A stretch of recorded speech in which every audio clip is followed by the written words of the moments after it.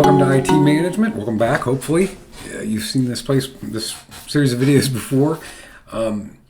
Today I'm going to start off with, we're going to talk about what you need to know as a manager of tech people. But I'm going to start off with one of the questions I get asked a lot, because I managed a team for a long time that did both infrastructure, programming, and data work, was how do you keep up on all this stuff? How do you know all this? And you can't. That's some points I never did. I came up as a network guy, and in the late 90s, 94 maybe, I can't remember when SQL came out. I got tasked with a project that Microsoft had called Hermes, so I learned SQL. And that's what I've done for most of my career, and I try to do a little bit of that still every day or every week. But when you have a whole team, and if you're at Amazon or something, a bigger company, your team's probably going to do one thing. But if you're at a company that's even, I've been in places before that did $600-800 million a year in sales, and the IT manager was responsible for the desktop people, the infrastructure people, the programmers, the data analysts.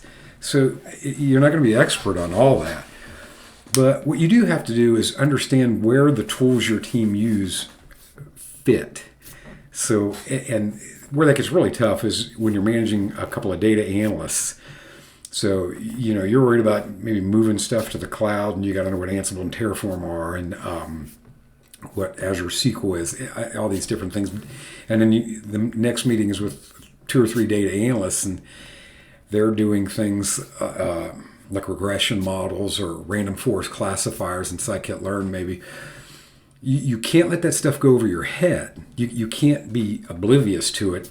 You have to know enough about the tool to know what it does and some context around what it does.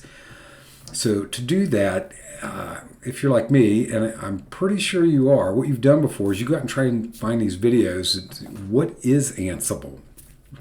What is Terraform? What is scikit-learn? And you run into 2 things. Either a short, I'll teach you everything you need to know about Ansible in 2 minutes. That's not going to work. On the other hand, there's some good videos out there that are an hour long. But the trouble with that is, do you really have an hour to block off and watch this video, and we retain it?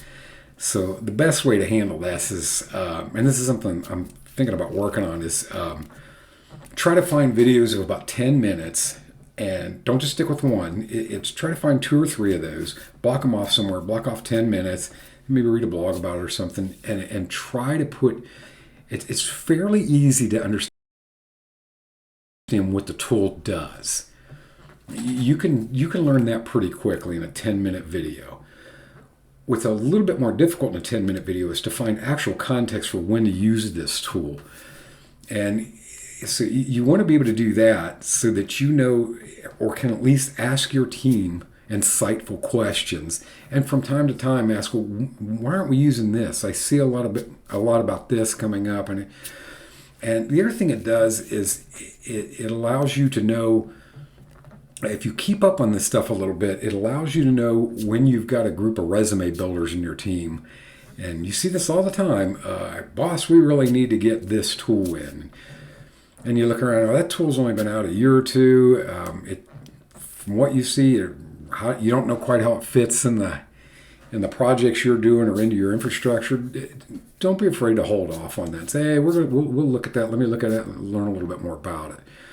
So, and again, on the data analyst side, that is really tough. I went to college for manufacturing engineering, so I had to take calculus. Didn't do that great in it, but even fitting a regression line to me, I know that there's getting the derivative and the secant like that. I can't do all that. So don't try to jump in and be expert on all of it. You'll fail at that. Just work through it enough, or try to learn enough to be able to ask the questions and understand what's going on around you. One area this gets, and I should always say things like, maybe this was just me, but was Devops. DevOps and big data, moving big data around, transforming data. Even in the Azure base set, from using maybe Python to bring a script in, all the way up to Databricks, and then exporting that into Power BI or Tableau and everything that goes on in the middle there, there's Data Explorer. It's just a lot to know. And so when it comes to that, you're going to need to find, because you've just got a wrapper on it, you're going to need to have a couple people both within your organization and if possible, this isn't always possible, but if possible, outside your organization.